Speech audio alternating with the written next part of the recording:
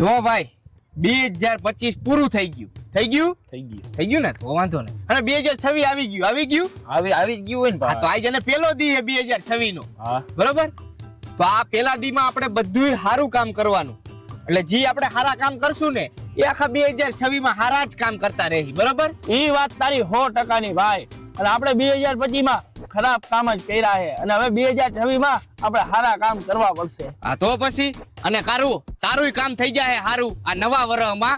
તો એક કામ કર, અત્યારે જ આપણે પેલું કામ કરી નાખી સારું. તો હાલો કરી નાખી આપણે કામ સારું. હાલો તો સારું કામ કરવા તૈયાર હો ને? હા ભાઈ. 2026 નું પેલું કામ સારું કરવા તૈયાર હો ને? હા ભાઈ. અને હજી એકવાર તમને બેયને પૂછું, હું કામ કરવા તૈયાર હો ને સારું? હા ભાઈ. હાલો. ચેસ.